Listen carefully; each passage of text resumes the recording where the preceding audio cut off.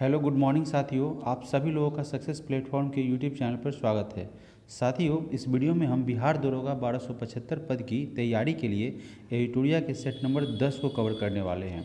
इससे पूर्व जो है कुल मिला के 1 से लेकर 9 तक के सेट को डिस्कशन किया जा चुका है और वीडियो को अपलोड भी कर दिया गया है। इसके अलावा इसी चैनल पर आप देखेंगे कि एनसीईआरटी बायोलॉजी के सेगमेंट का डिस्कशन हो चुका है, जो वीडियो अपलोड भी कर दिया गया हुआ है। इसके अतिरिक्त प्राचीन भारत का इतिहास के जितने भी एनसीईआरटी के एमसीक्यूज है उसे भी अपलोड कर दिया गया है। तो कुल मिला के 139 टेस्ट सीरीज को हमको कवर करना है, हम सभी लोगों को कवर करना है, जिसका यह 10वां सीरीज होने वाला है। तो साथियों, अगर पहली बार इस चैनल पर आप आए हैं और पहली बार इस चैनल पर विजिट किए हैं तो इसे सब्सक्राइब करेंगे। यहाँ पे शानदार डिस्कशन होगा और 139 टेस्ट सीरीज का डिस्कशन किया जाएगा।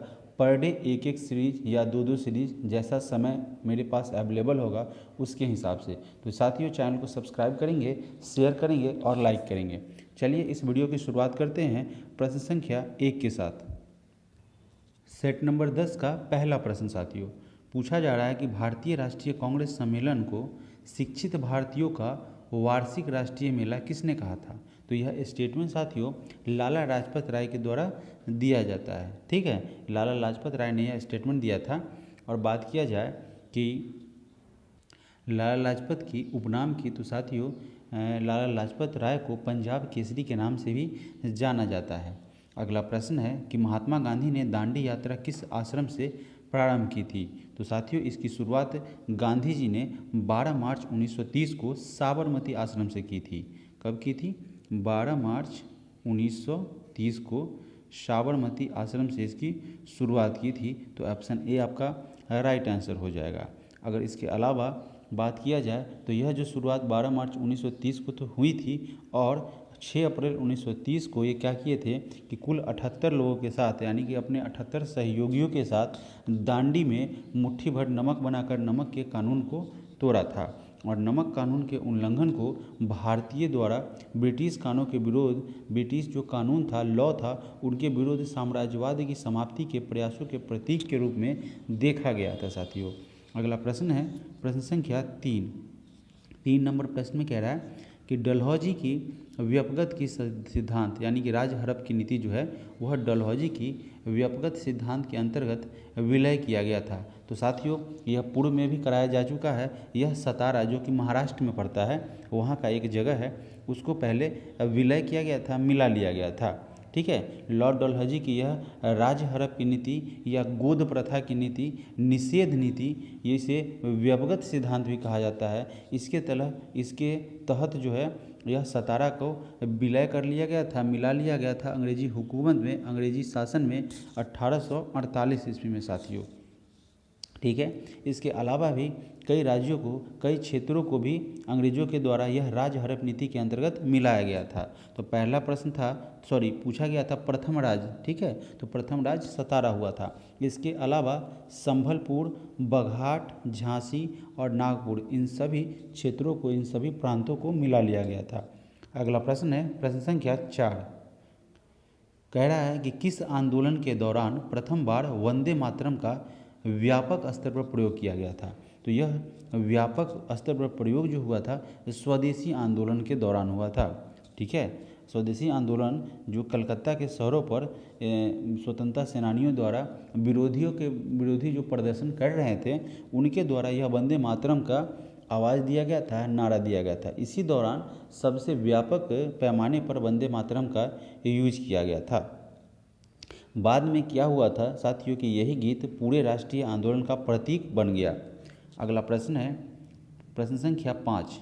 क्वेश्चन नंबर 5 में कह रहा है साथियों कि किस आयोग ने सर्वप्रथम यह सिफारिश किया कि ज़रूरतमंद लोगों को अकाल के दौरान सहायता प्रदान करना राज्य का कर्तव्य है। तो साथियों यह स्ट्रेची आयोग के द्वारा यह स्टेटमेंट दिया गया, यह सुझाव भी साथियों दिया गया। ठीक है, कि अगर कोई राज्य जो है, कोई क्षेत्र अकाल है, यानी कि वहाँ पे सूखा है, पानी है, अन्न की व्यवस्था नहीं है, तो अकाल की स्थिति में तो उसके दौरान, ठीक है, इसका क्या करना है, सहायता प्रदान करना है। ठीक है, अब बात किया जाए तो इस समिति ने सर्वप्रथम यह सिफारिश किया कि अकाल से प्रभावित लोगों की सहायता करना राज्य का कर्तव्य है, और इस समिति की सिफारिश 1883 में अकाल संहिता का निर्माण किया गया था। तो कब किया गया था साथियों? 1883 में। ठीक है, तो आपका बी राइट आंसर हो जाएगा। अगला प्रश्न है प्रश्न संख्या 6। क्वेश्चन नंबर 6 में कह रहा है साथियों कि निम्नलिखित घटनाओं पर विचार करें। ये क्रिप्स मिशन, अगस्त प्रस्ताव, नेहरू रिपोर्ट, वेबल योजना। तो इन घटनाओं का सही क्रम क्या था, क्या सीक्वेंस था, पहले कौन सा आया फिर उसके बाद क्या है, यानी कि क्रमबद्ध करना है। तो बात किया जाए नेहरू रिपोर्ट की, तो नेहरू रिपोर्ट जो है वो 1928 में आई थी, यानी कि सबसे पहले नेहरू रिपोर्ट आई थी। ठीक है, उसके बाद अगस्त प्रस्ताव आया था 1940 में। 1940 में अगस्त प्रस्ताव आया था।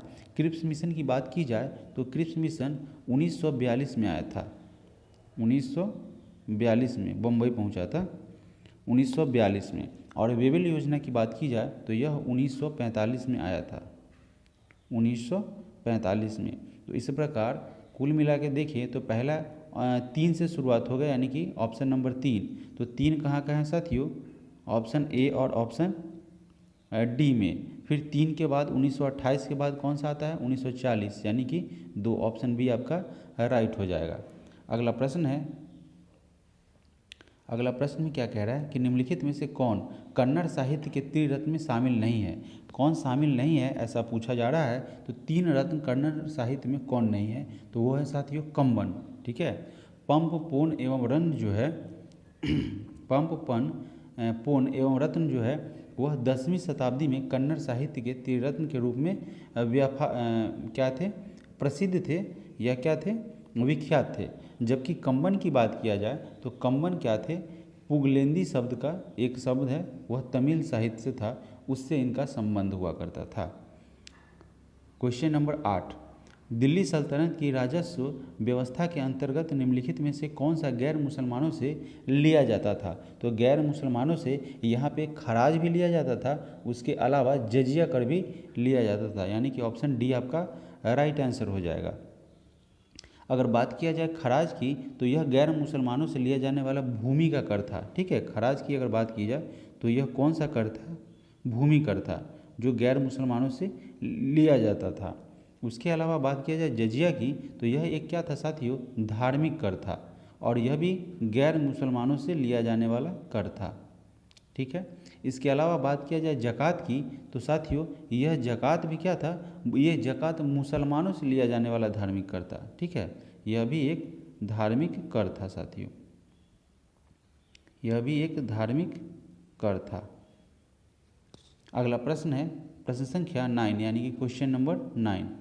पूछा जा रहा है कि ऋग्वैदिक काल में किस नदी को सर्वाधिक पवित्र नदी माना गया है?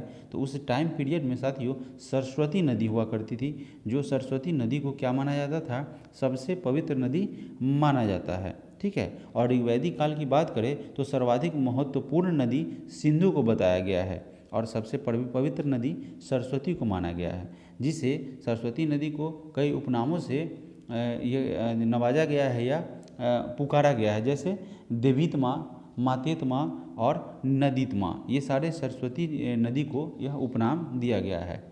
अगला क्वेश्चन है क्वेश्चन नंबर 10।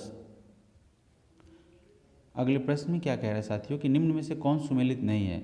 यानी कि इसमें से गलत सीक्वेंस में है, यानी कि गलत जो मेल किया हुआ है उसको आपको फाइंड करना है। तो चलिए पढ़ते हैं। ऑप्शन ए में कह रहा है कि ऋग्वेद स्तुति के भजन का ज्ञान है, तो ये आपका सही है। बी का कह रहा है कि सामवेद विज्ञान जो है वह उसका ज्ञान है, तो यह आपका साथियों गलत हो जाएगा। सामवेद क्या है? वह धुनों का ज्ञान है, जो वह जप के लिए है। और अथर्ववेद की बात की जाए तो अथर्ववेद वह है जादू के सूत्रों का ज्ञान, इसमें माया जादू, काली जादू और यहाँ वशीकरण वगैरह इसमें बहुत सारे इसमें सूत्रों का ज्ञान है। साथ ही साथ अगर बात किया जाए तो यह आयुर्वेद से संबंधित भी है, इसमें अथर्ववेद में इसका जिक्र किया गया है। और यजुर्वेद की बात किया जाए तो ये यज्ञ संबंधी सूत्रों का ज्ञान है, यानी कि ऑप्शन बी आपका गलत था। सामवेद को विज्ञान का ज्ञान बता दिया गया था, तो बी आपका गलत हो जाएगा। अगला प्रश्न है मुगल सम्राट अकबर ने किस वर्ष मजहरनामा की घोषणा की थी? तो मुगल सम्राट के द्वारा मजहरनामा की घोषणा 1579 में की गई थी, 1579 में किया गया था। और इस घोषणा से अकबर ने स्वयं को धार्मिक मामलों में सर्वोच्च बना लिया। मजहर क्या था? तो मजहर नामक दस्तावेज का प्रारूप जो है वह शेख मुबारक ने तैयार किया था। इसे तैयार किया था शेख मुबारक ने साथियों, शेख मुबारक के द्वारा इसे तैयार किया गया था। अगला प्रश्न है प्रश्न संख्या 12। पूछा गया है कि निम्नलिखित में से किस इतिहासकार ने रजिया के बारे में लिखा और माना कि वह अपने सभी भाइयों की तुलना में अधिक सक्षम और योग्य थी? तो यह मिन्हाज ए सिराज के द्वारा लिखा गया है। उसने यह बताया है कि वह सभी भाइयों की तुलना में अधिक सक्षम और योग्य थी। ठीक है। और फारसी इतिहासकार अपनी पुस्तक तबकात ए नासरी में इस्लामी दुनिया के बारे में विस्तृत किया है। ठीक है, तबकात ए नासरी में इसका जिक्र किया गया है। अपनी इस कृति को मिन्हाज ने गुलाम वंश के शासक नसरुद्दीन महमूद को समर्पित किया है। अगला प्रश्न है प्रश्न संख्या 13। केंद्रीय सतर्कता आयोग गठन किस समिति की अनुशंसा पर किया गया था? तो इसका जो है इसका संस्थानम समिति की अनुशंसा पर केंद्रीय सतर्कता आयोग की स्थापना या गठन कह सकते हैं। तो आपका ऑप्शन हो जाएगा option number B right answer हो जाएगा। इसकी स्थापना की बात किया जाए तो इसकी स्थापना 1964 में की गई थी। अगला प्रश्न है प्रश्न संख्या 14 नंबर प्रश्न में कह रहा है कि निम्नलिखित में से किस अधिनियम के द्वारा केंद्रीय बजट को राज्य बजट से अलग कर दिया गया था? तो यह भारत शासन अधिनियम 1919 के अंतर्गत क्या किया गया था कि केंद्रीय बजट को राज्य के बजट से अलग कर दिया गया था। अगला प्रश्न है प्रश्न संख्या 15। निम्न में से कौन सा संवैधानिक निकाय नहीं है? इसमें से संवैधानिक पूछ रहा है, सांविधिक अलग होता है और संवैधानिक अलग होता है। तो साथियों केंद्रीय सूचना आयोग है वह एक संवैधानिक निकाय नहीं है। ठीक है, केंद्रीय सूचना आयोग एक संवैधानिक निकाय नहीं है।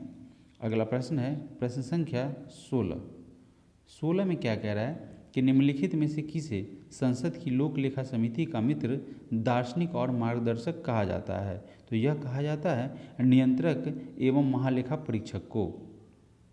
लोक लेखा समिति जो होती है वह नियंत्रण एवं महालेखा परीक्षक यानी कि कैग के रिपोर्ट की जांच करके अंतिम रिपोर्ट तैयार कर संसद के पटल पर रखती है। और कैग को इस समिति का मित्र, दार्शनिक और मार्गदर्शक भी कहा जाता है।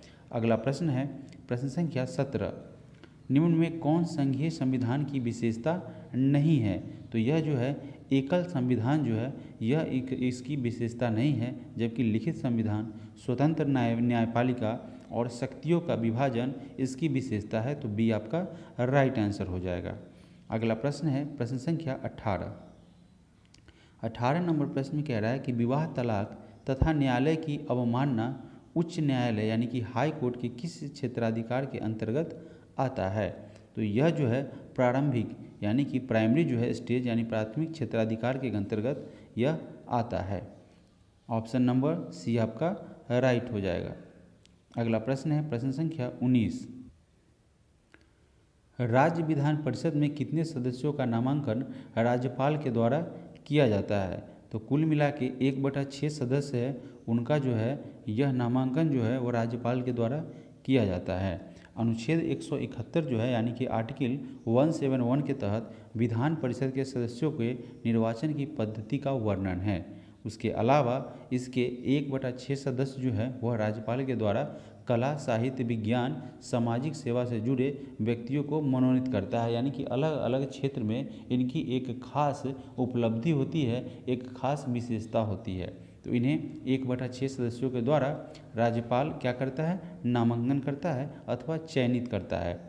अगला प्रश्न है कि संविधान का 126वां 126 संविधान संशोधन विधेयक किस अनुच्छेद से संबंधित है? तो इसका संबंध है साथियों अनुच्छेद 331 और अनुच्छेद 333। अब बात करते हैं अनुच्छेद 331 और अनुच्छेद 333 के बारे में। तो जानिए यह जो 126वां संविधान संशोधन विधेयक 331 एवं अनुच्छेद 333 जो है वह क्या है? 331 के तहत लोकसभा एवं 333 के तहत राज्यसभा में नियुक्त होने वाले एंग्लो इंडियन व्यवस्था को समाप्त करता है साथियों। और इस विधेयक को जनवरी 2020 में 104वें संविधान संशोधन अधिनियम 2019 के रूप में अधिनियमित किया गया था। तो फिलहाल इसका आंसर जो है वो हो जाएगा 1 और 2, यानी कि ऑप्शन नंबर ए आपका राइट आंसर हो जाएगा। अगला प्रश्न है प्रश्न संख्या 21 नंबर प्रश्न में कह रहा है कि निम्न में से कौन सी विशेषता आयरलैंड के संविधान से नहीं लिया गया है। देखिए यहाँ पे नहीं लिया गया वह कह रहा है, तो चलिए ऑप्शन को पढ़ते हैं। राज्य के नीति निर्देशक तत्व जो है वह आयरलैंड के संविधान से लिया गया है। अगर बात किया जाए कि राष्ट्रपति की निर्वाचन पद्धति जो है वह कि कहाँ के संविधान से लिया गया है, तो वह भी है साथियों, राष्ट्रपति की निर्वाचन पद्धति भी वहीं से लिया गया है और राज्यसभा के सदस्यों के लिए नामांकन भी वहीं से लिया गया है। लेकिन केंद्र के द्वारा राज्यपाल की नियुक्ति वहाँ से नहीं लिया गया है, जबकि इसे कनाडा के संविधान से अडॉप्ट किया गया है, लिया गया है। ठीक है, अगला प्रश्न है प्रश्न संख्या 22। आपात उपबंध का संबंध संविधान के किस भाग से है। तो यह भाग 18 से आपात उपबंध के बारे में जिक्र किया गया है। संविधान का भाग जो है वह 18 में आपात उपबंध यानी कि आर्टिकल 352 से 360 तक वर्णित किया गया है। और भाग 15 में निर्वाचन, भाग 17 में राजभाषा तथा भाग 20 में संविधान संशोधन से संबंधित है। बात किया जाए तो शुरुआत में कितना भाग था साथियों, तो 22 भाग हुआ करता था। 395 अनुच्छेद, 22 भाग और 8 अनुसूचियाँ शुरुआत में हुआ करती थी। अगला प्रश्न है प्रश्न संख्या 23 में कह रहा है कि निम्नलिखित में से कौन सा कीटों से प्राप्त नहीं किया जा सकता है साथियों। तो रेशम जो है इसमें से नहीं किया जा सकता है प्राप्त, ऐसा पूछ रहा है। तो यह रेशम जो है, शहद है और मोती, इनमें से सभी। ठीक है, तो देखिए यहाँ पे बोल रहा है कि नहीं प्राप्त किए जा सकते। ये तो सारे के सारे प्राप्त किए जा सकते हैं ना, तो नहीं है साथियों, ये सारे के सारे प्राप्त किए जा सकते हैं। यहाँ पे ऑप्शन अलग तरीके से दिया हुआ है। तो आपको मैं बता दूं कि रेशम भी एक कीट का पालन किया जाता है जो रेशम देता है। मोती जो है साथियों, मोती नहीं होता है। ठीक है, मोती नहीं है, यानी कि आपका इसमें क्या हो जाएगा, शहद प्राप्त करेंगे, रेशम प्राप्त करेंगे, ए और बी प्राप्त किया जाएगा, लेकिन मोती नहीं किया जाएगा। ठीक है, तो चलिए अभी यहाँ पे ऑप्शन ही गलत दे रखे हैं। बढ़ते हैं अगले प्रश्न की तरफ। प्रश्न संख्या 24 में क्या कह रहा है कि निम्नलिखित में से कौन सा सही नहीं है, इसमें से गलत कौन सा है साथियों। तो बात किया जाए यहाँ पे कलिंग पुरस्कार की, तो यह कलिंग पुरस्कार 1952 में, ठीक है, विज्ञान के क्षेत्र में दिया जाता है। इसकी शुरुआत 1952 से हुई थी, उससे लेकर आज तक वह प्रत्येक वर्ष प्रदान किया जाता है और यह विज्ञान के क्षेत्र में दिया जाता है साथियों 1952 में। ठीक है, ये आपका क्या है, सही नहीं है। ऑस्कर पुरस्कार 1929, मान बुकर पुरस्कार 1969 और ज्ञानपीठ पुरस्कार 1965 के तहत प्रदान किया जाता है। अगला प्रश्न है प्रश्न संख्या रविन्द्रनाथ टैगोर की गीतांजलि किसका संग्रह है। तो यह जो है गीतांजलि जो रविन्द्रनाथ टैगोर के बारे में लिखा गया है, तो यह किससे संकलित है, तो यह कविताओं का संकलन है। ठीक है, गीतांजलि में क्या है, कविताओं का संकलन रविन्द्रनाथ टैगोर के द्वारा किया गया है और इनके लिए साथियों इन्हें नोबेल प्राइज भी प्रदान किया गया था। अगला प्रश्न है प्रश्न संख्या 26। निम्नलिखित में से किस शहर को भारत का शून्य मील केंद्र के नाम से जाना जाता है, यानी कि 0 माइल। ठीक है, तो यह नागपुर है साथियों। नागपुर शहर को शून्य मील यानी कि 0 माइल सेंटर के नाम से जाना जाता है। अगला प्रश्न है प्रश्न संख्या 27। भारत में सूचना का अधिकार अधिनियम कब अधिनियमित किया गया। तो इसे 15 जून 2005 को अधिनियमित किया गया और यह जो है पूर्णतया 12 अक्टूबर 2005 को संपूर्ण धारणाओं के साथ लागू कर दिया गया। ठीक है, लागू कब किया गया, 12 अक्टूबर 2005 को। अगला प्रश्न है प्रश्न संख्या 28। पूछा गया है कि संयुक्त राष्ट्र सुरक्षा परिषद के अस्थायी सदस्यों की कार्य अवधि कितनी होती है। जो अस्थायी सदस्य होते हैं सुरक्षा परिषद का, तो उनका कार्य का अवधि कितना होता है, तो 2 वर्ष का होता है। ठीक है, सुरक्षा परिषद संयुक्त राष्ट्र की सबसे महत्वपूर्ण इकाई होती है और इसमें 5 अस्थायी सदस्य होते हैं। जैसे कि कौन कौन है, तो वह अमेरिका है, ब्रिटेन है, फ्रांस है, रूस और चीन। ये 5 जो है वह सुरक्षा परिषद के अस्थाई सदस्य है, और बात किया जाए अस्थाई सदस्य तो 10 अस्थाई सदस्य होते हैं। ठीक है, अगला प्रश्न है प्रश्न संख्या 29। 29 नंबर प्रश्न में क्या कह रहा है कि बेटन कप एवं रंगास्वामी कप किस खेल के प्रमुख शब्दावली है। तो यह जो है इसका संबंध हॉकी से है साथियों। ठीक है, हॉकी से इसका संबंध है। अगला प्रश्न है प्रश्न संख्या 30। 30 नंबर प्रश्न में कह रहा है कि जैव विविधता का सबसे महत्वपूर्ण पहलू है। तो इसका सबसे महत्वपूर्ण पहलू क्या है कि पारिस्थितिकी तंत्र का निर्वहन। जैव विविधता क्या होता है, तो उसका सबसे महत्वपूर्ण तत्व यही होता है, सबसे महत्वपूर्ण बिंदु यही होता है।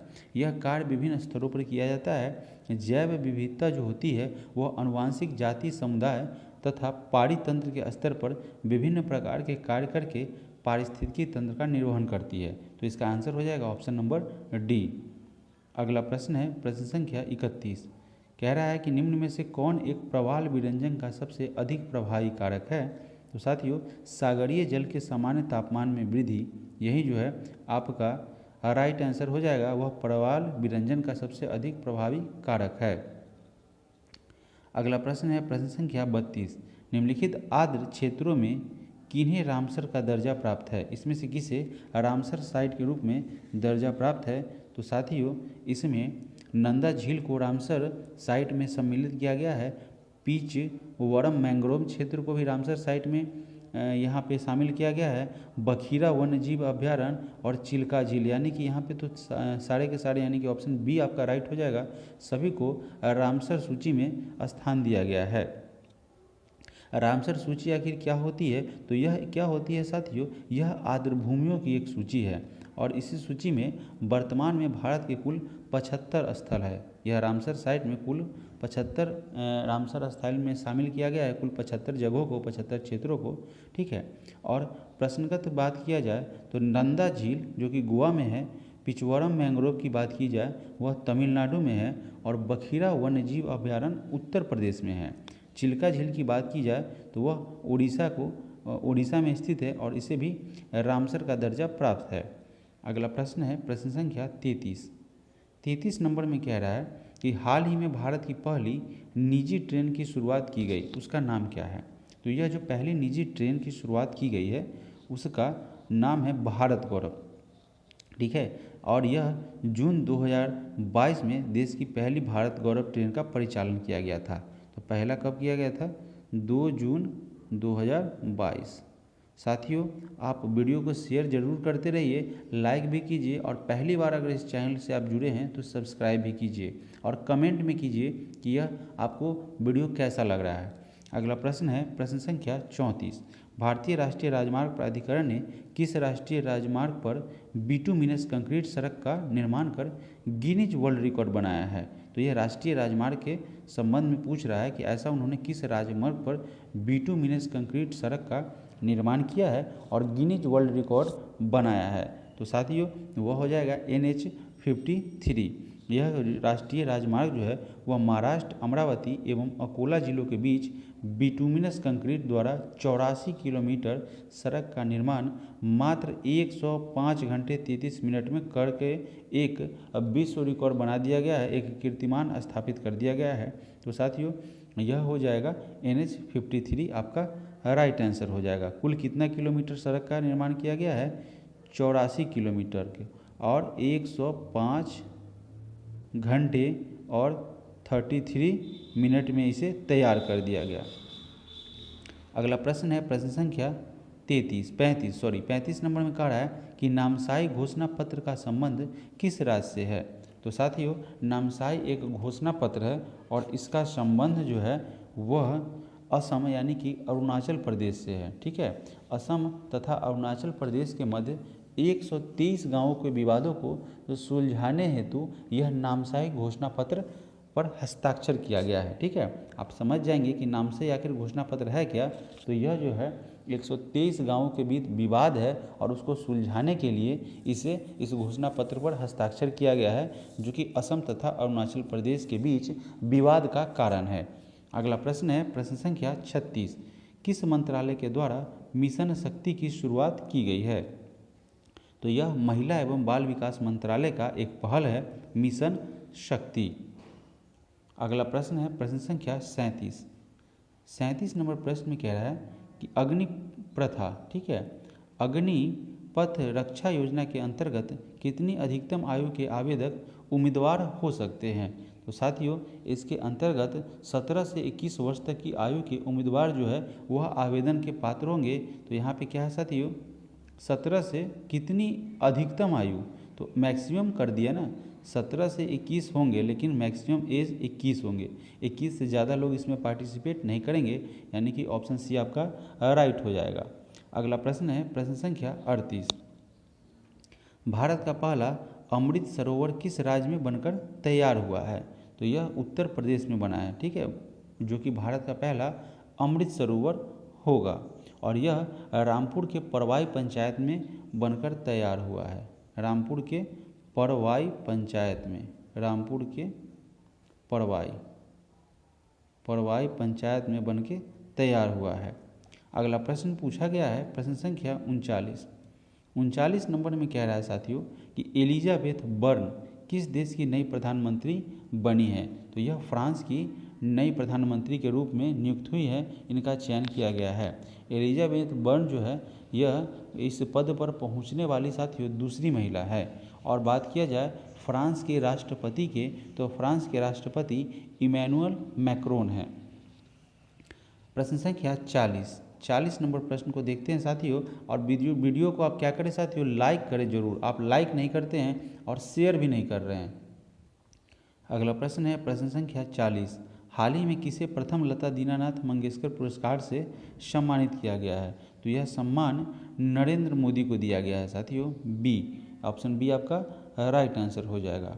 उन्हें यह पुरस्कार लोक सेवा के कार्य हेतु दिया गया है। अगला प्रश्न है प्रश्न संख्या 41। राजस्थान के नायडारा में विश्व की सबसे ऊंची भगवान शिव की प्रतिमा को स्थापित किया जा रहा है, जिसका नाम क्या है दोस्तों। तो इसका नाम क्या है, स्टैच्यू ऑफ बिलीफ, यानी कि ऑप्शन सी आपका राइट हो जाएगा।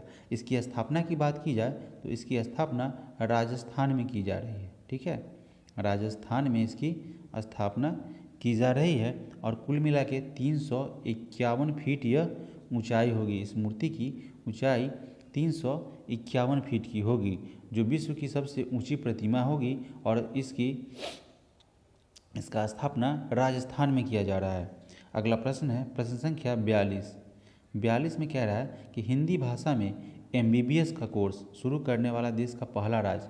साथियों ITI का अलग प्रश्न था और यह MBBS के बारे में पूछा जा रहा है। तो MBBS का कोर्स शुरू करने वाला देश का पहला राज्य कौन बना है, तो वह मध्य प्रदेश बन गया है, ठीक है, मध्य प्रदेश बन गया है, जिसने हिंदी भाषा में MBBS कोर्स को शुरू किया है। इसके अलावा इंजीनियरिंग की बात किया जाए हिंदी भाषा में, तो उसकी शुरुआत करने वाला पहला इंजीनियरिंग कॉलेज कौन बना है, तो यह पहला इंजीनियरिंग कॉलेज NIT पटना बना है, ठीक है। अगला प्रश्न है प्रश्न संख्या 43। वैश्विक शांति सूचकांक 2022 में कौन सा देश प्रथम स्थान पर रहा है। तो इसमें प्रथम स्थान पर जो है वह आइसलैंड है। अगर बात किया जाए हमारे प्यारे देश भारत का, तो इसमें भारत को 135वां स्थान प्राप्त हुआ है। और यह जो है यह रिपोर्ट की बात, तो इस रिपोर्ट को किसके द्वारा प्रकाशित किया जाता है, तो इसे institute for economics and peace के द्वारा जारी किया जाता है। अगला प्रश्न है प्रश्न संख्या 44 नंबर प्रश्न में कह रहा है कि ओनली वन अर्थ विषय के साथ 2022 में कौन सा दिवस मनाया जाता है। तो इसमें पर्यावरण दिवस मनाया जाता है, जिसका थीम है, जिसका मोटो है one earth only one earth, ठीक है। तो ऑप्शन सी आपका राइट आंसर हो जाएगा। अगर आपसे पूछा जाए कि पर्यावरण दिवस मनाया कब जाता है, तो इसे 5 जून को मनाया जाता है साथियों, 5 जून को इसे मनाया जाता है। 2022 में इसका विषय था ओनली वन अर्थ, जबकि विश्व पृथ्वी दिवस का विषय क्या था, इन्वेस्ट इन आवर प्लानेट। अगला प्रश्न है प्रश्न संख्या 45। 19वां NAM शिखर सम्मेलन 2023 का आयोजन कहाँ किया जाएगा। तो इसका आयोजन जो कि 19वां NAM शिखर सम्मेलन होगा, उसका आयोजन युगांडा में किया जाएगा, ठीक है। NAM शिखर 2023 का आयोजन युगांडा में किया जाएगा। और इस संगठन की अगर बात किया जाए तो इस संगठन की स्थापना 1961 में किया गया था और इसमें कुल सदस्य देशों की संख्या अगर बात किया जाए तो कुल 120 सदस्य देश हैं। ठीक है, ये भी आप याद रखेंगे। अगला प्रश्न है प्रश्न संख्या 46 नंबर प्रश्न में पूछा गया है कि जनवरी 2023 में संविधान उद्यान को स्थापित किया गया, यानी कि संविधान उद्यान को कहाँ स्थापित किया गया साथियों? तो इसकी स्थापना जयपुर में की गई थी। जयपुर आपका राइट आंसर हो जाएगा। अगला प्रश्न है प्रश्न संख्या 47, Dada Saheb Phalke international film award में किसे सर्वश्रेष्ठ फिल्म का अवार्ड मिला है? तो इसमें शेरशाह को बेस्ट फिल्म यानी कि सर्वश्रेष्ठ फिल्म का अवार्ड से इसे सम्मानित किया गया है। जबकि बात किया जाए फिल्म ऑफ द ईयर का खिताब, तो यह फिल्म ऑफ द ईयर का खिताब पुष्पा द राइज को दिया गया है। फिल्म ऑफ द ईयर, ठीक है, फिल्म ऑफ द ईयर का खिताब पुष्पा द राइज को दिया गया है। प्रश्न संख्या 48 नंबर प्रश्न में कह रहा है कि अक्टूबर 2022 में आए शीतरंग चक्रवात तूफान का नामकरण किस देश ने किया है? तो यह नामकरण जो है वह थाईलैंड के द्वारा किया गया है। ठीक है, पश्चिम बंगाल और बांग्लादेश जो है, बांग्लादेश जो एक अटैच है ना बंगाल से, पश्चिम बंगाल से, तो उनके क्षेत्र में अक्टूबर में आया गया था। अक्टूबर में यह जो है तूफान आया था। इस चक्रवात का नाम दिया गया था। ठीक है, इस चक्रवात का नाम थाईलैंड ने दिया था, शीतरंग नाम दिया था। अगला प्रश्न है प्रश्न संख्या 49, आर्थिक सर्वेक्षण 2022 से 23 के अनुसार भारत में सर्वाधिक एफडीआई किस देश से प्राप्त हुआ है? तो सबसे ज़्यादा एफडीआई सिंगापुर से प्राप्त किया गया है। ठीक है, और भारत में सर्वाधिक दूसरे की बात किया जाए तो दूसरे स्थान पर एफडीआई, दूसरे स्थान पर मॉरिशस और तीसरे स्थान पर यूएई के द्वारा प्राप्त किया गया है। ठीक है, मॉरिशस की बात किया जाए साथियों तो यह दूसरे स्थान पर रही है और तीसरे स्थान पर साथियों यूएई, ठीक है, यूनाइटेड अरब अमीरात यानी कि एमिरेट्स। अगला प्रश्न है प्रश्न संख्या 50 नंबर प्रश्न में कह रहा है कि नंदा झील जिसे हाल ही में रामसर सूची में शामिल किया गया है किस राज्य में है? तो यह नंदा झील जो है वह गोवा में स्थित है और इसे 2022 में रामसर सूची में शामिल किया गया था। आर्द्र भूमि को संरक्षित करने हेतु रामसर सम्मेलन का आयोजन 1971 में किया गया था। आपसे पूछा जाए कि रामसर जो सम्मेलन है उसकी शुरुआत कब हुई थी? तो 1971 में हुई थी। अगला प्रश्न है प्रश्न संख्या 51, सितंबर 2022 में भारत ने किस देश के साथ शिक्षा के क्षेत्र में सहयोग हेतु समझौता किया है? एजुकेशन के क्षेत्र में यह समझौता यूएई के साथ किया गया है साथियों, यूएई के साथ। अगला प्रश्न है प्रश्न संख्या 52 नंबर प्रश्न में कह रहा है भारत का दूसरा सबसे बड़ा राष्ट्रीय जलमार्ग कौन सा है? तो यह है साथियों NW4। ठीक है, NW4 जो है वह भारत का सबसे बड़ा राष्ट्रीय जलमार्ग है।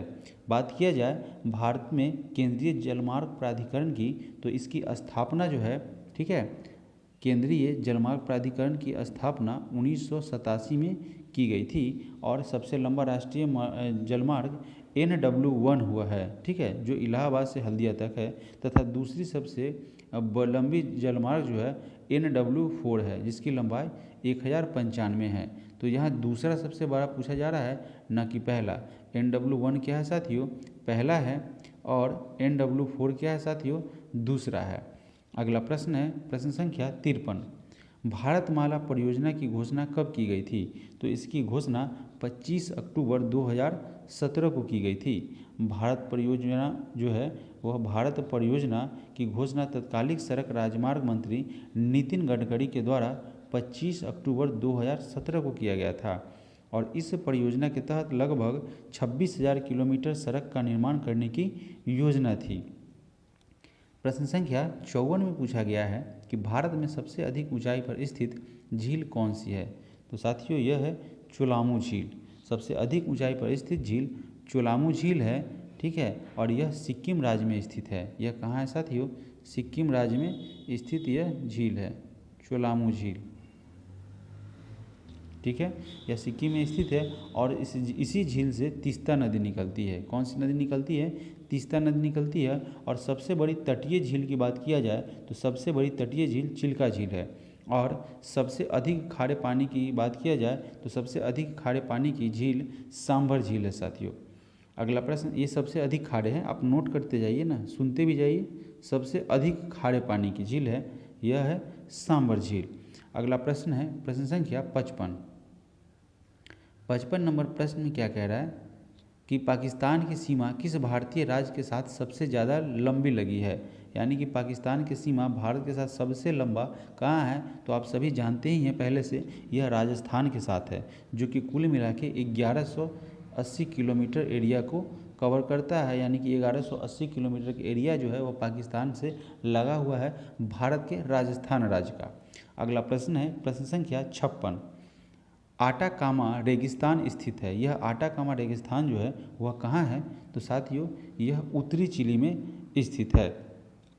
इसके क्षेत्रफल की बात किया जाए तो यह जो है विश्व का सबसे बड़ा मरुस्थल अगर बात किया जाए तो सबसे बड़ा, अरे अटाकामा रेगिस्तान की बात किया जाए साथियों तो इसका क्षेत्र एरिया है 18 लाख साथियों, ठीक है। 18 लाख, यहाँ लिखने में प्रॉब्लम हो रहा है, 18 लाख किलोमीटर। अगर बात किया जाए दुनिया का सबसे बड़ा मरुस्थल का तो वह सहारा मरुस्थल है, जिसका क्षेत्रफल क्या है साथियों? सहारा का सबसे अगर क्षेत्रफल की बात की जाए तो उसका है 84 लाख, ठीक है। उसका क्या है साथियों? 84 लाख, जो विश्व का सबसे बड़ा मरुस्थल है सहारा। अगला प्रश्न है प्रश्न संख्या 57। मगारी तथा हिंद किसकी सहायक नदी है? तो यह कावेरी की सहायक नदी है। महागारी और हिंद जो है वह कावेरी की सहायक नदी है। प्रश्न संख्या 58। 58 नंबर में पूछा गया है कि उत्तरी अंडमान की सबसे ऊंची चोटी कौन है?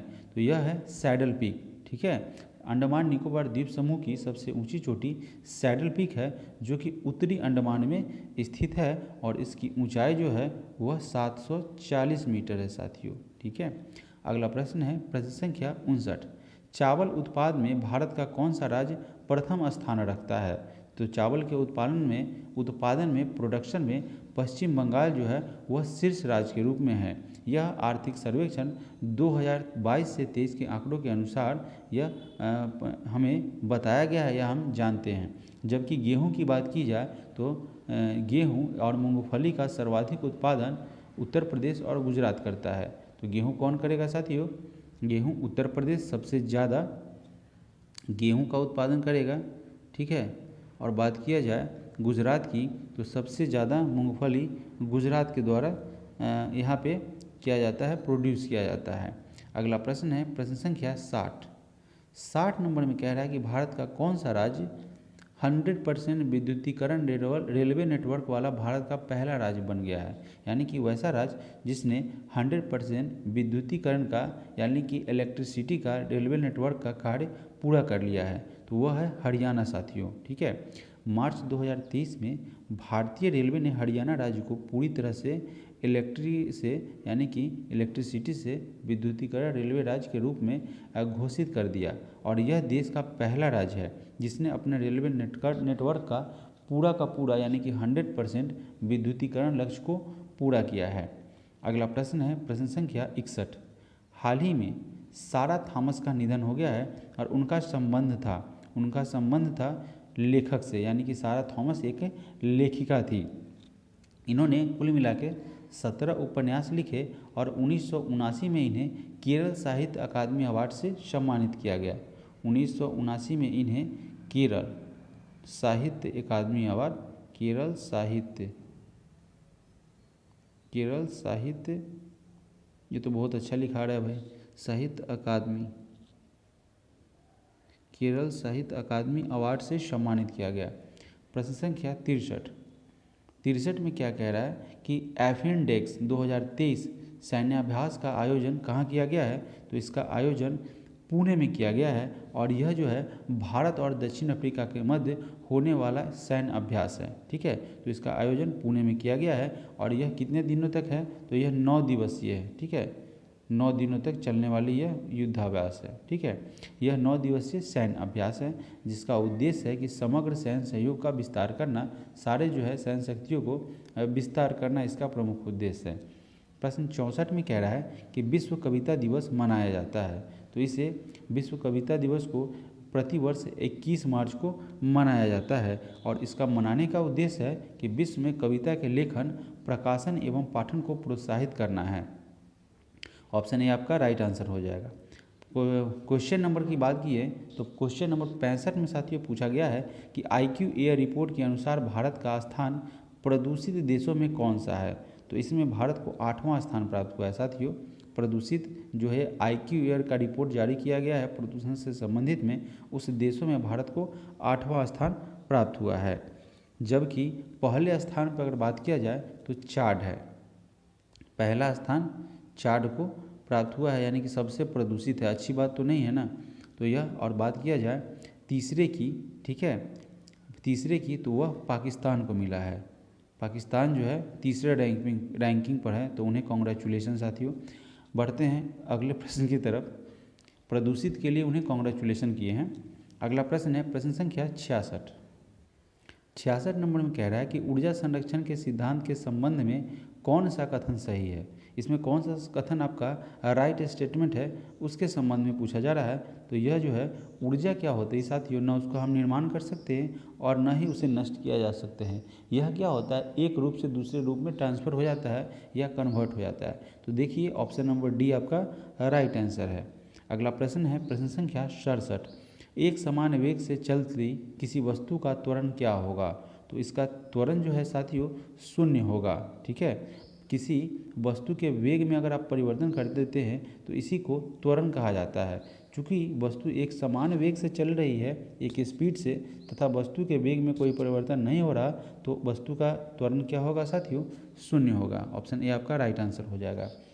प्रश्न संख्या 68 पूछा गया है कि जब कार एक मोड़ लेती है यानी कि टर्निंग लेती है तो वह कौन सा बल जो हमें बाहर की ओर धक्का देता है। तो साथ ही ये तो बहुत ही प्रश्न इजी है, यह अपकेंद्री बल होता है। ठीक है, अपकेंद्री बल के कारण ही जब कार मोड़ लेती है तो यह बाहर की ओर धक्का लगता है, यानी कि ऑप्शन आपका बी राइट आंसर हो जाएगा। प्रश्न संख्या 69 बोरोसिलिकेट जो है वह ग्लास बर्तन का माइक्रोवेव ओवन में प्रयोग किया जाता है। ऐसा क्यों किया जाता है, क्योंकि साथियों यह अत्यधिक क्या होता है, ऊष्मा का प्रतिरोधी होता है, यानी कि क्या कहिए कि एब्जॉर्ब नहीं करता है, प्रतिरोधी होता है। ठीक है, बोरोसिलिकेट जो होता है ग्लास बर्तन माइक्रोवेव ओवन में प्रयोग कर इसीलिए किया जाता है। ठीक है, तो इसका राइट आंसर क्या हो जाएगा साथियों, यह अत्यधिक ऊष्मा का प्रतिरोधी होता है। प्रश्न संख्या 70 नंबर में कह रहा है कि किसी विस्फोट के कारण समुद्र के तल पर बनने वाली लहरें क्या होती है। तो साथियों यह अनुदैर्घ्य तरंगे होती है। ठीक है, अनुदैर्घ्य तरंगे होती है। और बात किया जाए अनुप्रस्थ तरंगे क्या होती है, तो समुद्र के सतह पर बनने वाली लहरें अनुप्रस्थ तरंगे होती है। प्रश्न संख्या 71 बादलों के गर्जन के दौरान किस प्रकार का ऊर्जा स्थानांतरण होता है। तो अब देखिए, सबसे पहले बादलों में जब गर्जन होगी तो गतिज ऊर्जा होगी, और गतिज ऊर्जा क्या होगा, प्रकाश और ध्वनि ऊर्जा में रूपांतरित हो जाएगा। ठीक है, आप देखते होइएगा, पहले गति होगी और बादलों की गति होगी, फिर वहाँ से एक लाइट निकलेगा और फिर साउंड होगा, आवाज़। ठीक है, तो यह गतिज ऊर्जा प्रकाश, ध्वनि और ऊर्जा में रूपांतरित हो जाती है। तो इस प्रकार इसका राइट आंसर हो जाएगा ऑप्शन नंबर बी। अगला प्रश्न है प्रश्न संख्या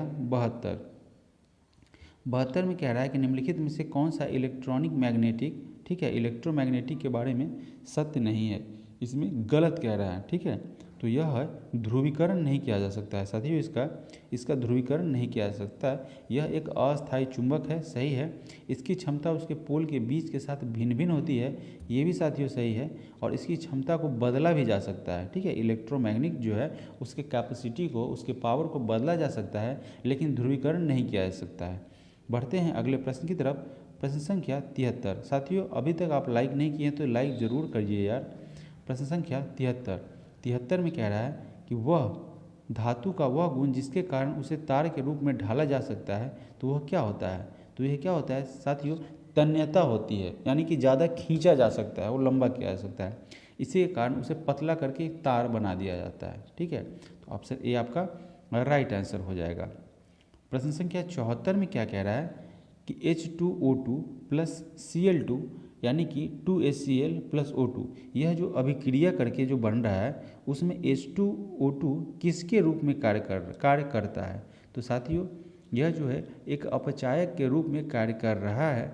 होता क्या है कि अपचायक वे पदार्थ होते हैं जो इलेक्ट्रॉन का त्याग करते हैं, ठीक है, जबकि ऑक्सीकारक वे पदार्थ होते हैं जो इलेक्ट्रॉनों का ग्रहण करते हैं। तो यह एक अपचायक के रूप में H2O2 में, यहाँ पे अभिक्रिया में H2O2 किसके रूप में कार्य कर रहा है, एक अपचायक के रूप में कार्य कर रहा है, यानी कि ऑप्शन डी आपका राइट आंसर हो जाएगा। प्रश्न संख्या 75 नंबर प्रश्न में क्या कह रहा है कि निम्नलिखित में से कौन सा कथन गलत है। इसमें से कौन सा कथन साथियों गलत है उसके विषय में जानना है। तो चलिए पढ़ते हैं ऑप्शन को कि फेलोफ्लेथेनिक साबुन के घोल में गुलाबी बन जाता है। ठीक है, यह पूछा जा रहा है साथियों कि गुलाबी बन जाता है, तो यह आपका क्या है साथियों, सही है। अगर पूछा जाए ऑप्शन बी के बारे में तो गैर मेटालिक ऑक्साइड प्रकृति में अम्लीय होती है, तो ये भी आपका सही है। आपको क्या ढूंढना है साथियों, गलत ढूंढना है। सी की बात किया जाए तो नींबू में साइट्रिक अम्ल होता है, तो ये भी आपका सही है। अब डी में पढ़ते हैं, एकमात्र यही बचा तो आपका डी आंसर ही बन जाएगा, लेकिन फिर भी पढ़ते हैं। सोडियम हाइड्रोक्साइड यानी कि NaOH की क्षारीय प्रकृति सोडियम आयनों की उपस्थिति के कारण होती है। ठीक है, लेकिन अगर बात किया जाए ये आपका गलत हो जाएगा। सोडियम हाइड्रोक्साइड जो है NaOH एक क्षार है जिसकी क्षारीय प्रकृति के लिए जिम्मेवार उसमें OH माइनस आयन होता है, तो यह क्या कर रहा है, सोडियम आयनों की उपस्थिति के कारण, तो यह गलत हो जाएगा। ऑप्शन डी आपका राइट आंसर हो जाएगा। अगला प्रश्न है प्रश्न संख्या 76, क्वेश्चन नंबर 76। मिट्टी की अम्लीय प्रकृति निम्नलिखित में से किसकी सांद्रता द्वारा दर्शाई जाती है। तो मिट्टी का जो है अम्लीय प्रकृति यानी कि टेंडेंसी जो होता है वह किसकी सांद्रता के द्वारा दर्शाया जाता है, तो यह हाइड्रोजन के द्वारा दर्शाया जाता है। ठीक है, मिट्टी जो होता है वह अम्लीय प्रकृति हाइड्रोजन की उच्च सांद्रता के द्वारा दर्शाई जाती है। और मिट्टी की अम्लीयता एक क्या है, प्रकृति का गुण होता है जो फसलों के पैदावार यानी कि उपज के बढ़ाने में महत्वपूर्ण असर डालती है। अगला प्रश्न है प्रश्न संख्या 77 यानी कि 77। निम्नलिखित में से कौन सी एक रासायनिक अभिक्रिया नहीं है। इसमें जितना भी ऑप्शन दिया हुआ है तो रासायनिक अभिक्रिया बोल रहा है कि नहीं है, यानी कि भौतिक अभिक्रिया होगी। तो चलिए देखते हैं। पानी का भाप में रूपांतरण, यह रासायनिक अभिक्रिया नहीं है। अब देखिए रासायनिक अभिक्रिया भौतिक अभिक्रिया के बारे में मैंने पिछले जो वीडियो कराया था यानी कि पिछले सेट करवाए थे उसके बारे में मैंने आपको बताया था। और साथ ही साथ बायोलॉजी के सेगमेंट में, बायोलॉजी का तो नहीं साथियों, इसी में से सेट 1 से लेकर सेट 8 तक के बीच में किसी सेट में मैंने करवाया था कि देखिए रासायनिक अभिक्रिया क्या है कि जब किसी चीज़ को किसी पदार्थ के दूसरे रूप में प्राप्त कर लिया जाता है तो पुनः उसको प्रारंभिक अवस्था में प्राप्त नहीं किया जाएगा।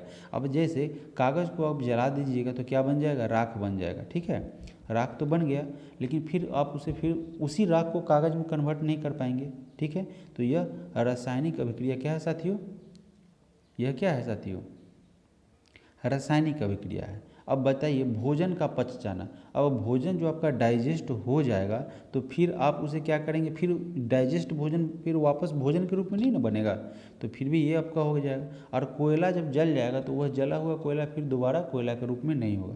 लेकिन यह पानी एक बार भाप बन जाएगा तो फिर भाप ऊपर बन के फिर क्या करेगा, जो उसका क्रिया होता है उसके बाद फिर वो पानी भर के बारिश के रूप में बरसेगा।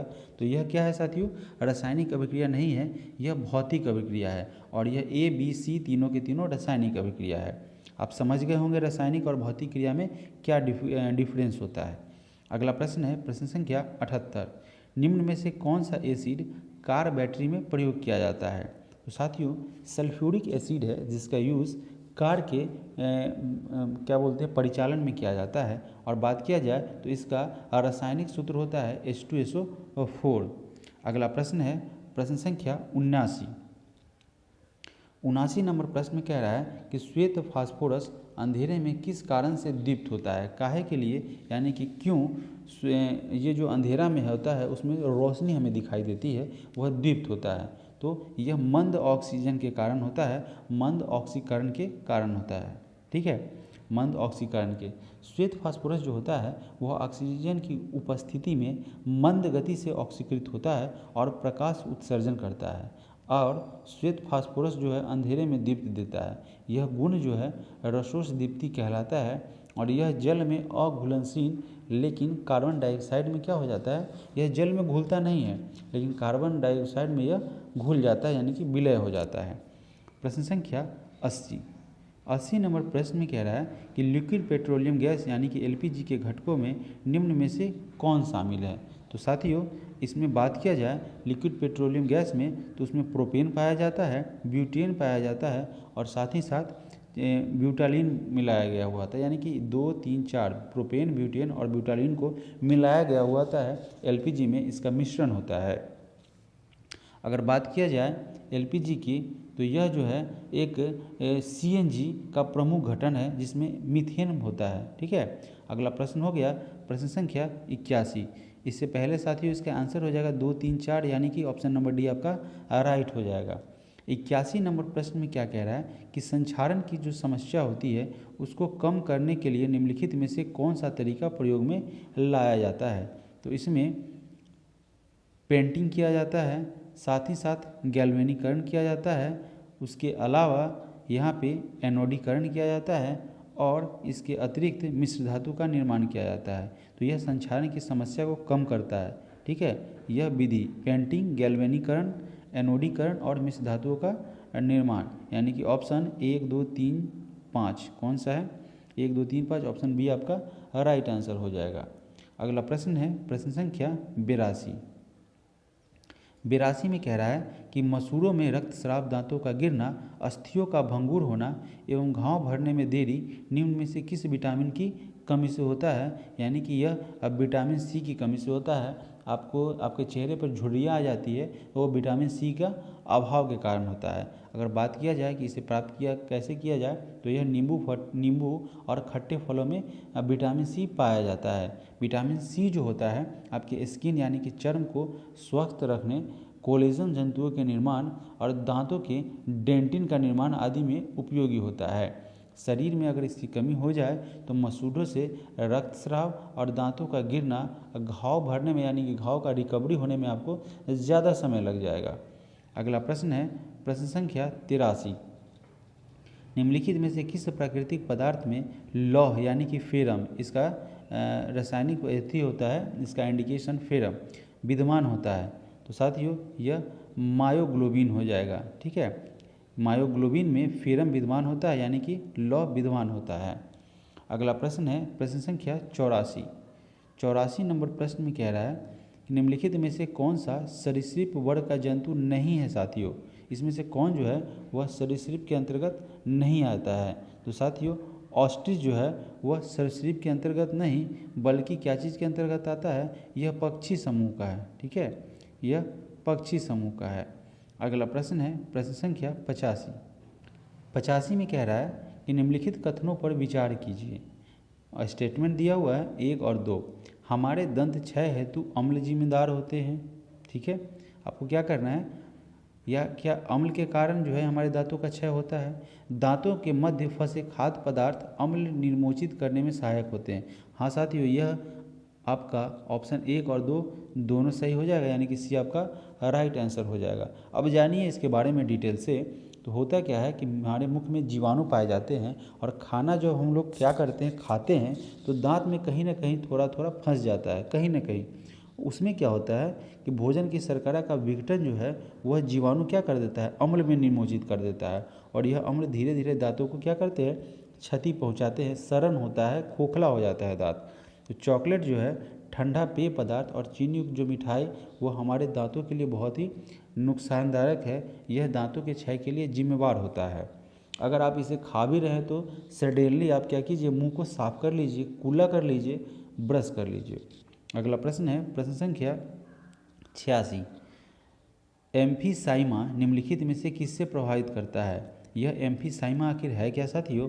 एम्फीसाइमा क्या है, यह मुख्यतः धुआं आदि के अंतःश्वसन से जुड़ा हुआ है और एम्फीसाइमा का सबसे अधिक मामला जो है वह सिगरेट पीने या लंबे समय तक वायु प्रदूषण के संपर्क में रहने के कारण उत्पन्न होता है और यह रोग जो है वह फेफड़े के वायु कोष्ठ को क्षतिग्रस्त कर देता है। तो यानी आपका राइट आंसर हो जाएगा फेफड़ा। प्रश्न संख्या 87। 87 में क्या कह रहा है कि निम्नलिखित में से कौन सा सुमेलित नहीं है, यानी कि साथियों इसमें गलत कौन सा है। तो पहले पढ़ते हैं ऑप्शन नंबर ए, आयोडीन 123।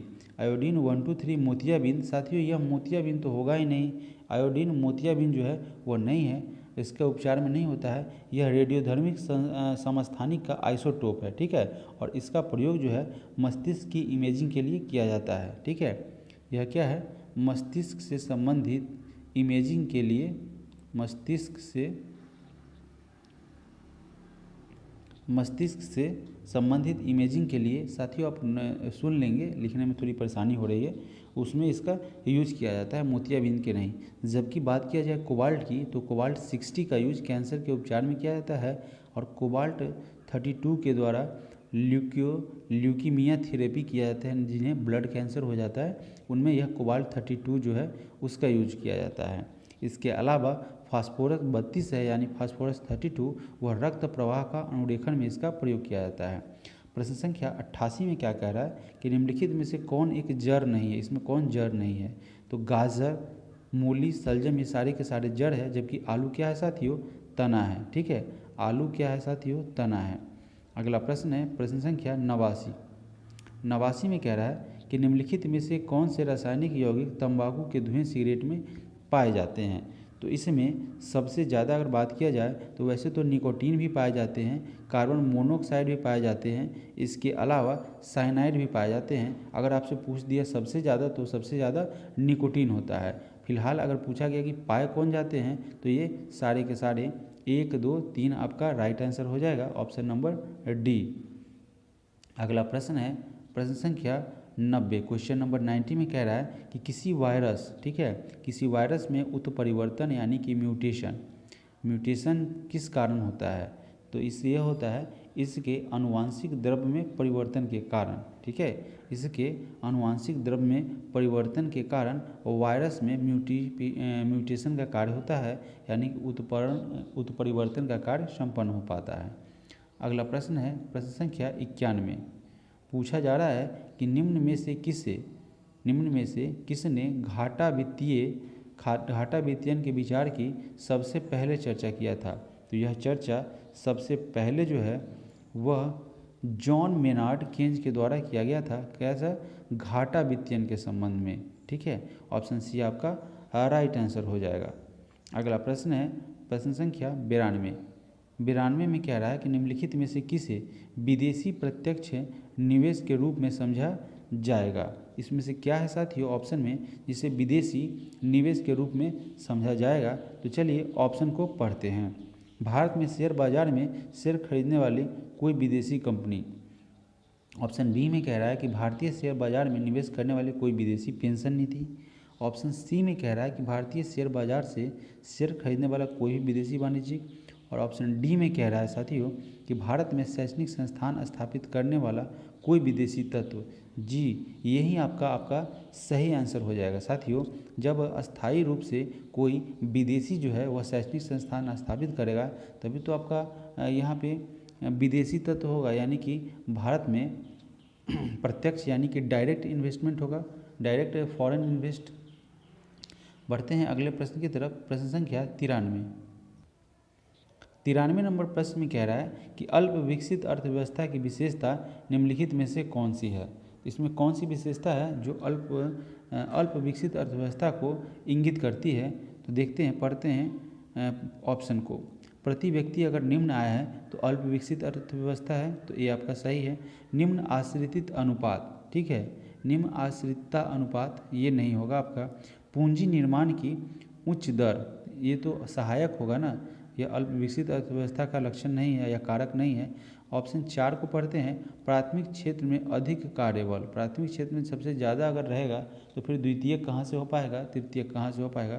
तो आपका 4 भी इसका क्या है, अल्प विकसित अर्थव्यवस्था का यह एक विशेषता है। तो यानी कि ऑप्शन 1 और 4 आपका राइट आंसर हो जाएगा। ए ऑप्शन जो है वह आपका राइट आंसर हो जाएगा। प्रश्न संख्या 94। 94 में क्या कह रहा है कि भारतीय जनजाति सहकारी विपणन विकास परिसंघ यानी कि ट्राइफेड का गठन कब किया गया था। तो यह जो है ट्राइफेड का गठन 1987 में किया गया था और ट्राइफेड जो है वह जनजातियों को अपने उत्पाद को बेचने एवं उसका सही मूल्य दिलाने में मदद करता है, कार्य करता है। अगला प्रश्न है प्रश्न संख्या 95। भारतीय औद्योगिक वित्त निगम यानी कि IFCI द्वारा ऋण उपलब्ध करवाता है। तो किसे ऋण उपलब्ध करवाता है? तो साथियों यह जो है निजी क्षेत्र के उद्यमों को, इसके अलावा सहकारी क्षेत्र के उद्यमों को, यानी कि ऑप्शन डी आपका राइट हो जाएगा। इन दोनों को यह ऋण उपलब्ध करवाता है। अगला प्रश्न है प्रश्न संख्या 96। अभी प्रश्न को पढ़िए कि एक नल किसी बाल्टी का 4/9, ठीक है, आराम से पढ़ेंगे, बहुत ही इजी क्वेश्चन है। 4/9 भाग 1 मिनट में, ठीक है, 1 मिनट में भरता है तो बाल्टी का शेष भाग, तो बाल्टी का शेष भाग कितना होगा साथियों? 9 में 4 भाग भर देता है तो 5/9 हो जाएगा, ठीक है। वह कितने समय में भरेगा? तो साथियों यह 4/9 भाग भरने में उसे 1 मिनट यानी कि 60 सेकेंड लगते हैं। 1 मिनट के बराबर 60 सेकेंड होता है। तो यहाँ 9 जो है 4 में 9 भाग, 9 में 4 भाग, तो इस 9 से आपको मतलब नहीं है। 4 भाग भरने में उसको कितना समय लगेगा? 60 सेकेंड, यानी कि एक भाग भरने में कितना सेकेंड लगेगा? 15 सेकेंड। तो यानी एक भाग जब 15 सेकेंड में भरता है तो अब यहाँ इसको कितना भाग बचना है, भरना है? 5 भाग, तो 15 × 75, ठीक है, तो 75 सेकेंड लगेगा। इस 75 सेकेंड को क्या करेंगे साथियों? 75 सेकेंड कहीं आपका आंसर है? नहीं है, सब मिनट में है। तो क्या करेंगे? इसको मिनट में कन्वर्ट करेंगे। 15 × 5 = 75 और 15 × 4 = 60, यानी कि 5/4 कहीं है साथियों? 5/4 तो नहीं है, आपका option number D right answer हो जाएगा। बहुत ही साधारण प्रश्न था, आपने देखा है। अगला प्रश्न है प्रश्न संख्या 97। अब जानिए 97 नंबर में साथियों क्या कह रहा है, वो भी बहुत अच्छा है। अब इसको जो मैंने अभी सॉल्व किया है इसे मैं मिटा देता हूँ, ठीक है, मिटा देता हूँ। अब वीडियो को अगर नहीं समझ में आएगा तो वीडियो को आप क्या करेंगे? पॉज करके फिर से देखेंगे, ठीक है। तो इसे मैं अभी इरेज कर देता हूँ। अब क्या कह रहा है कि एक वस्तु के अंकित मूल्य पर 15% बट्टा देने के बाद, ठीक है, तो अंकित मूल्य हम क्या करते हैं साथियों? अंकित मूल्य को हम x मान देते हैं और उस पर 15% बट्टा देगा तो कितना वैल्यू बच जाएगा? 85%। 85 और 15 100 होता है। तो यह क्या हो जाएगा साथियों? जब आप मार्क प्राइस पर डिस्काउंट देते हैं तो उसके बाद क्या आ जाता है? सेलिंग प्राइस आता है। तो यहाँ से मुझे क्या मिल गया? सेलिंग प्राइस, ये इसका सेलिंग प्राइस है। उसके बाद क्या कह रहा है? 20% का लाभ होता है, ठीक है। 15% अगर मार्क प्राइस पे बट्टा दे देता है, डिस्काउंट देता है, उसके बाद वह जो सेलिंग करता है, यानी कि इस सेलिंग पर साथियों, इस सेलिंग पर उसे 20% का लाभ होता है, ठीक है। अब क्या कह रहा है कि यदि वस्तु का क्रय मूल्य 153 हो तो वस्तु का अंकित मूल्य ज्ञात करें। बहुत ही अच्छा प्रश्न है साथियों। CP यहाँ 153 दे रखा है। अब बताइए फ़ायदा किस पे होता है? कोई भी वस्तु को अगर बेचिएगा तो फ़ायदा किस पे काउंट किया जाता है? CP पे। तो CP पर 20% फ़ायदा हुआ, यानी कि अपने आप में कोई भी नंबर 100% होता है तो उस पर कितना फ़ायदा हुआ साथियों? 120%। 20% यानी 100 + 20। अब क्या करेंगे? इसको सॉल्व करेंगे। ये दोनों के दोनों आपके क्या हो जाएंगे साथियों? सेलिंग प्राइस होंगे ना। प्रॉफिट सेलिंग प्राइस में शामिल होता है, ये दोनों बराबर हो जाएंगे। अब देखिए इसको हम कैसे सॉल्व करते हैं। 20 × 6 = 120 और 20 × 5 = 100, ठीक है। यहाँ से अब क्या करेंगे? 5 से क्या करेंगे? इधर 6 है साथियों, ठीक है, और इधर 153 है, तो 5 से इसको काटेंगे, कितना बना? चूँकि बराबर जो यानी कि इज इक्वल टू रहता है उसके नीचे भी कट जाता है, तो यह 12 बार में कटेगा, ठीक है। 12 बार में ये कट जाएगा। अब इसको काटेंगे, 17 × 5 = 85, और उसके बाद कितना बार में कटेगा? 9 बार में कटेगा। अब यहाँ से साथियों क्या आ रहा है आपको? देखिए यहाँ से आपको 9 और 6 आ रहा है, यानी कि 54 आ रहा है। यह 54 किसके बराबर हो जाएगा? 5x/12 के बराबर हो जाएगा, यही ना है? 5x/12 के बराबर हो जाएगा।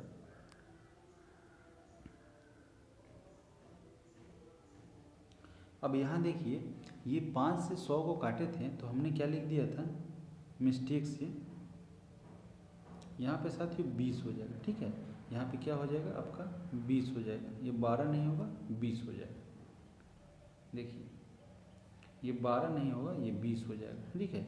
इससे ये 4 बार में कैंसिल होगा और ये उधर जाके 22 हो जाएगा। तो क्या आ जाएगा साथियों, 4 चौका 16 और 4 पचे 20 और 21, 216 आपका राइट आंसर हो जाएगा, ठीक है। तो वस्तु का अंकित मूल्य जो है यानी कि कॉस्ट प्राइस जो है, मार्क प्राइस, सॉरी, अंकित मूल्य का मतलब होता है मार्क प्राइस, ठीक है, वह 216 हो जाएगा। बी आपका राइट आंसर हो जाएगा। आपको समझ में आ रहा है? अगर नहीं आ रहा तो मैं एक बार और समझा देता हूँ, कोई दिक्कत नहीं।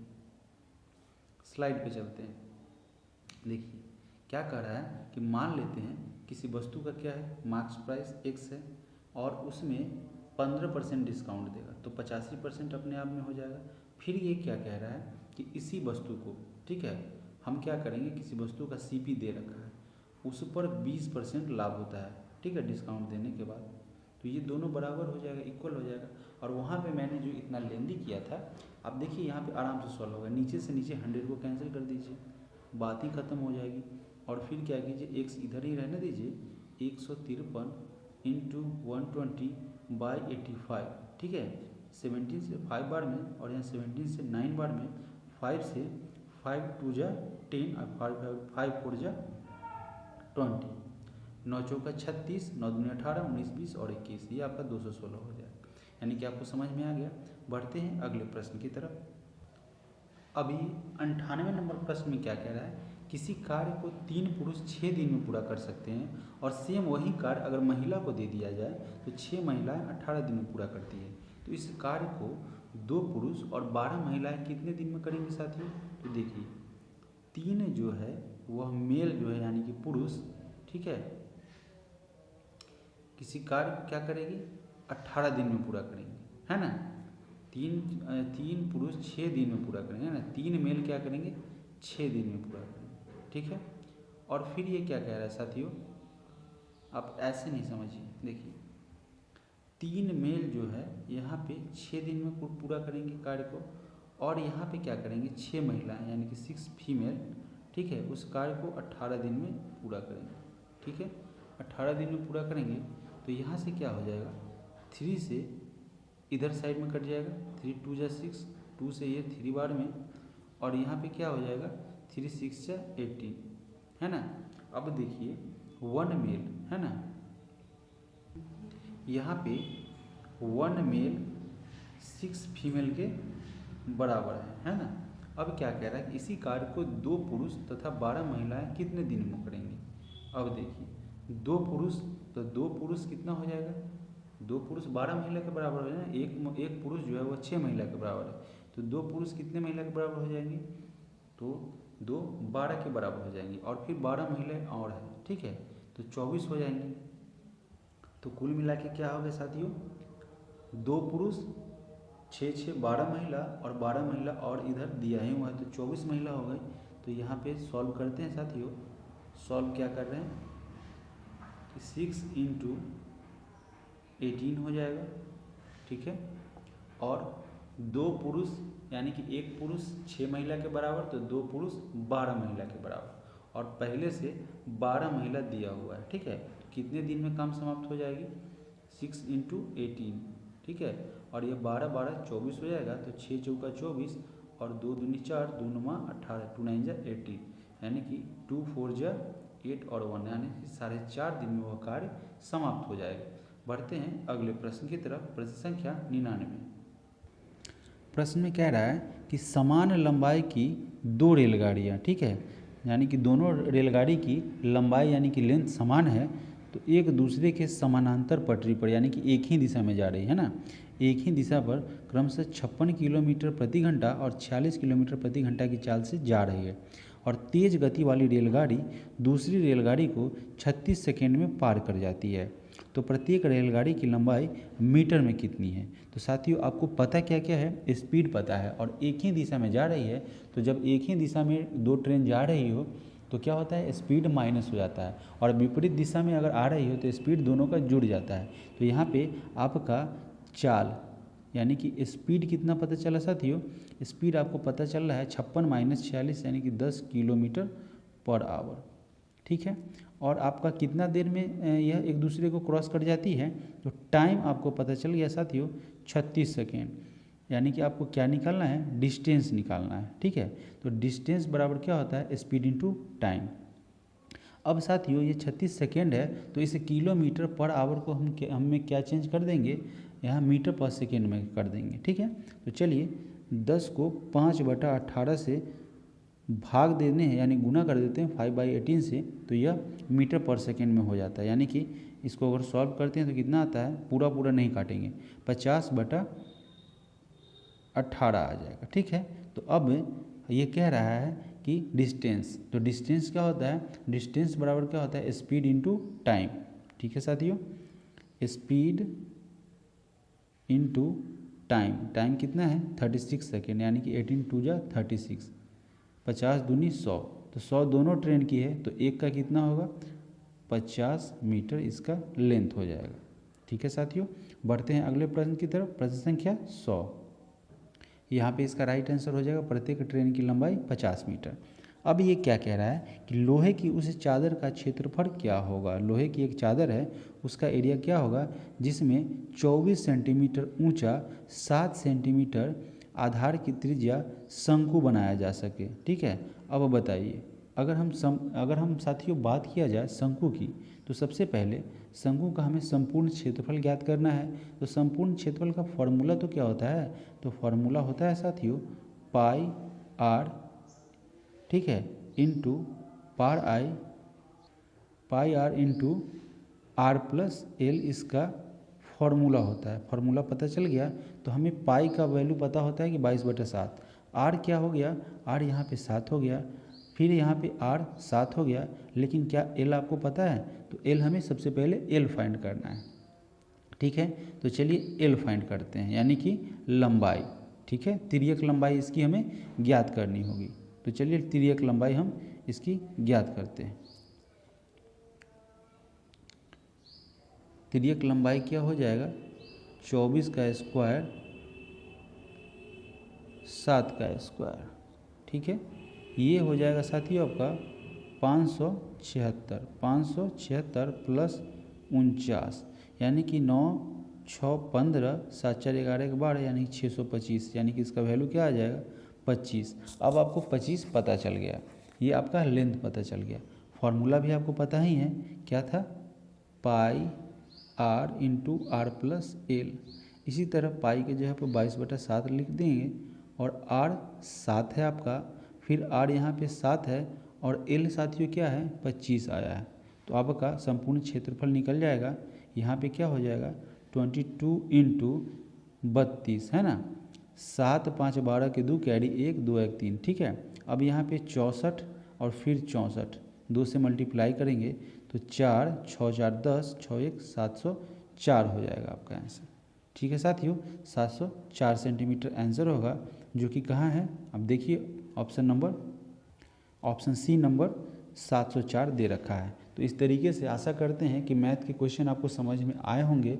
अगर नहीं समझ में आए होंगे तो आप कमेंट करेंगे, लेकिन इससे पहले एक सॉरी मैं ज़रूर बोलूँगा कि मुझे लिखने में परेशानी हो रही है, और मैं कई दिनों से यह गीत जो है, यह राग को आलाप रहा हूँ, इसलिए चूँकि मैंने जो बुक किया था पेन, वो अभी तक मेरे पास नहीं आया है। संभवतः यह आज उसका अंतिम दिन, या हो सकता है कल डिले अगर हो तो कल तक आ जाएगा। उसके बाद आप देखेंगे कि मैं मैथ को किस तरीके से सॉल्व करके आपको समझा दूंगा, जो आप भूलेंगे नहीं साथियों। तो आप सभी लोगों का इस चैनल पर बने रहने के लिए बहुत बहुत धन्यवाद, और इस चैनल को साथियों सब्सक्राइब जरूर करें, और अधिक से अधिक शेयर करें, और अपना प्यार बनाए रखें। चलिए मिलते हैं अगले सेशन में, अगले वीडियो में सेट नंबर 11 के साथ साथियों।